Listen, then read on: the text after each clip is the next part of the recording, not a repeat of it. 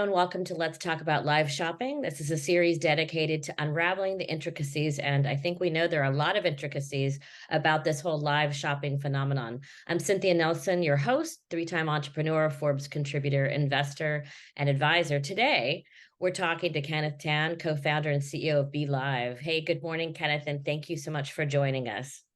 Cynthia, big pleasure to be here. Thank you for having me. I'm Kenneth. Nice to meet you. Nice to meet you as well. Thank you for taking the time. I know it's a very different time zone that you're in Singapore, but I was reading that you got some amazing press and that you were Entrepreneur of the Year in 2021 in Singapore. Congratulations. And, how did that come about? And, what sparked all of that for you? Yeah, I think big I'm very, very fortunate to be in that position and receiving the award. It's not that important, but what was super important for me was the ability to contribute during times of crisis. So the entire award was structured around the COVID period and how startups and ventures like us could contribute to the nation and even beyond the nation, right? So during the COVID-19 period, we actually built and scaled our live shopping as a service platform. By the same name, Be Live, right? We have deployed it across some of the largest platforms, e-commerce platforms, social media platforms, D2C brands across the world, including Rakuten, which is the largest e-commerce platform in Japan, Grab, which is ride-hailing and super app in Southeast Asia, Trendyol even in Turkey. So during the pandemic, we managed to scale this service and just very fortunate to be recognized for this. It's not me, it's the team, right? So just very fortunate. Yeah. Yeah, that's great. I want to hear your story. What inspired the creation of Be Live? Because there's always some spark that happens. I'd love to hear about it. Right. So before starting Be Live, right, I was based in Tokyo, Japan, for almost 2 years, right? And during my time there, I was a corporate guy all my life, right? I was with DNA, which is one of the leading IT slash gaming companies in Japan. Right. So DNA invested into this platform named Showroom. Right. So Showroom is a very interesting platform. It was started in 2014 or 2013. And the idea around Showroom was to allow idols in Japan or celebrities in Japan to connect with their fans. Right. And streaming was super new there, right? Facebook Live didn't even exist. The only king of live streaming probably was in China. Right. So when we saw it take off at a phenomenal growth rate in Japan, I really tried to convince the management to bring this concept to Southeast Asia. And I decided why not just stick it out and do it on my own. And I met a couple of like-minded crazy people, my co-founders, and we started in 2014. Right, we scaled the business. We launched our first iteration of the platform in 2016. So very interesting enough, we started off as a social live streaming platform, right? Our own platform with the ability to have influencers, KOLs, do live shopping streams and sell products to their, not even sell products, or just introduce products that they like to their followers. So yeah, we did that for a while, but we realized that our core competencies, really were in the technology that we built, right? The ability to broadcast to millions and millions across the world. And this is something that's very unique amongst our space, right? Because the ability to host 3 million people in a single live stream, a native app or in a web environment is not something that you can build from scratch easily, right? And we've built that, and we've managed to offer this to our customers. So yeah, that's where we pivoted, and we've not looked back since then. That was in 2018 when we made the pivot. Yeah. So very thankful to have a great team supporting operations and growing from there. Yeah. That's great. A corporate guy goes rogue. I love it. I love it. And I think once you're bit by that, once you're bit as a startup, I don't think you can go back. I think it's like a sickness in a certain way. I think once you're in, I don't think you can probably pivot back to corporate, right? Unless somebody big comes in and buys you. That's a whole nother story. But we were talking a few minutes before the recording about kind of the customer side and the customer journey and how customers are starting to use live. And what would you say are kind of the key learnings that you've seen from customers going on Be Live? What are they learning, and how are they actually developing out their live streams and even the VOD shopping side afterwards?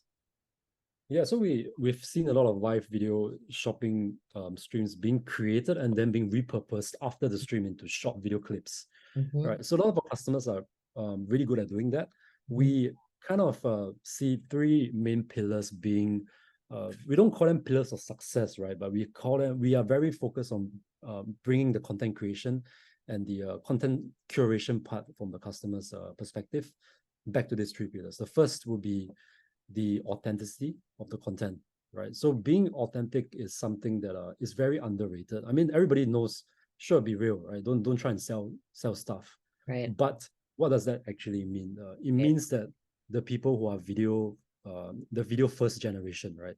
Mhm. Just to give you a idea of how dominant video is, I'm sure you really know as well. 86% of internet traffic last year was for video. 86% of Yeah. all internet. That's insane. I mean, Yeah. this is just getting started, right? I mean, everybody's going to be video first, right? And with that kind of exposure and what you call it, normalcy of consuming video, a lot Mhm. of viewers are going to detect right away if you're trying to sell something, Mhm. right? So being authentic, getting an influencer or KOL, or even someone in your team to talk about a product, right? That is something that is very necessary. And brands that we have collaborated with, platforms we collaborated with, are successful if they use this. Right. The second component is actually something that I'm sure Cynthia, you're very aware of as well, the prime time television mindset. Yep. Right. So especially in Asia, I think home TV shopping and live shopping has a lot of similarities, right? If you have a live stream happening at prime time, which is like in Asia is 9 p.m. onwards Mhm. to 11 p.m., you're Mhm. going to perform exceedingly well, Mhm. right? So that is something that we advise our brands to do, and we've seen success. The Mhm. last one, that is something that it also we have taken cues from the success in China as well, right? Mhm. Demonstratable products, right? So products that you can see a before and after. I Mhm. mean, most ideally, I think electronics like vacuum cleaners or Right. blenders or and even like cosmetic products, you can Right. have a very clear distinction before and after. Those tend to do really well. Yeah. Yeah. And on Mm. the talent side, I think that it's we've talked about this too. It's a little underrated. Someone who creates a product and says, "Oh, I've developed this amazing, I'm the CEO of this amazing company." They're not always the best one to be on Yeah. selling the product. Sometimes a co-host is great to have on with someone who's developed a product to actually pull out and describe it better and also Yeah. give those call to action, because I think when you creating something and it's your baby, you're not always, they're hawking it, right? You need someone to do those call to actions to make sure that the consumers engage. Have you found the same thing? Yeah, I'm guilty of that as well, hawking my own product a lot. So yeah, I think being too salesy is a huge turn off, right? And it goes back to our point of being authentic. So yes, I agree with you. I think we've seen really expensive productions being set up for live streams. They spend hundreds of thousands of dollars. Yeah. They get someone who is a famous YouTuber or famous celebrity who is used to hosting large galas or dinners Right. or whatever. Yeah. They just sound too professional. It's not. It's too, It's just too yeah, professional. it's almost too professional in a certain way. It doesn't feel authentic and in Yeah. the moment.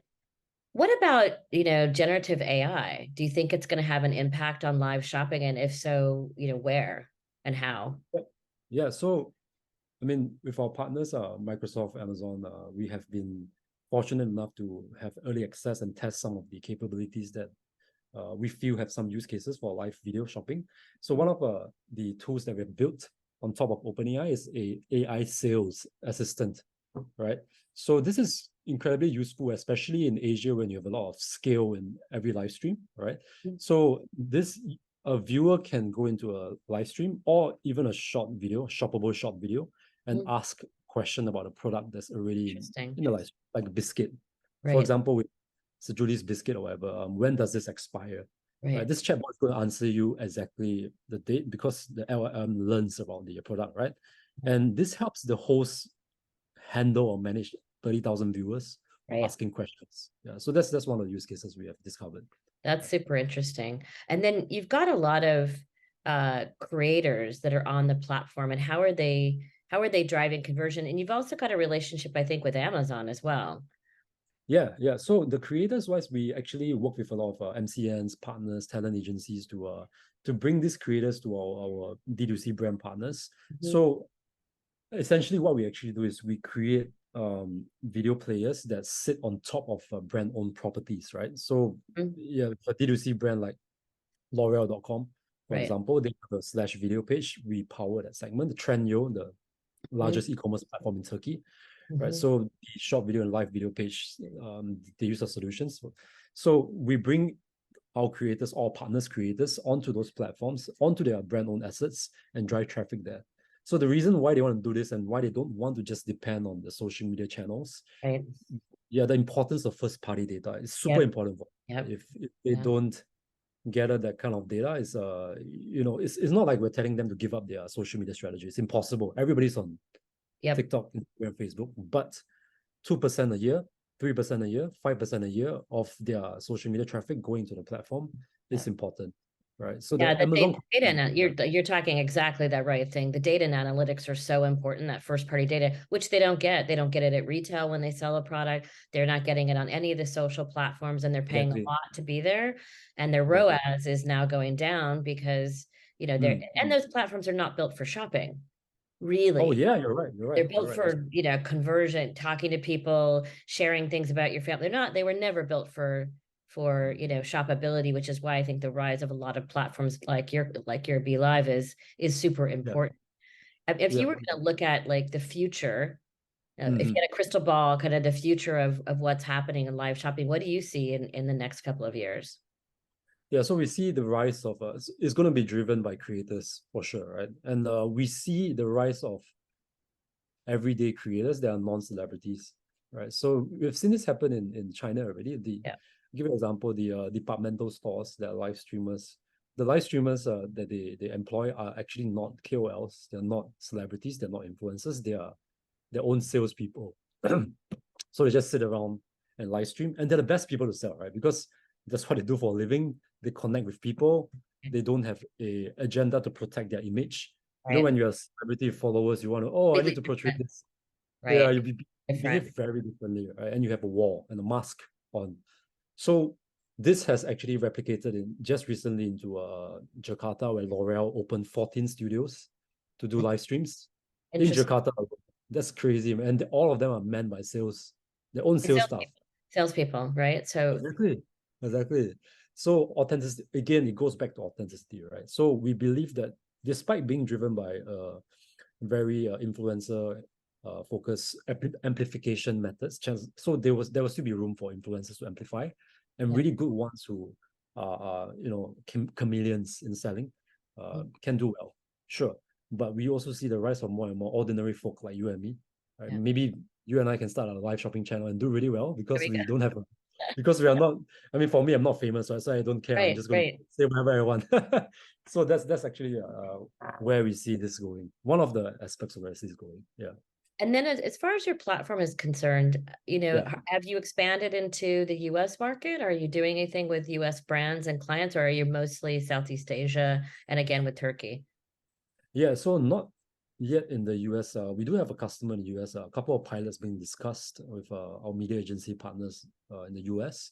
What we actually are building is not only so going back to first principles, what we actually give customers is a video player that sits on the website app, right?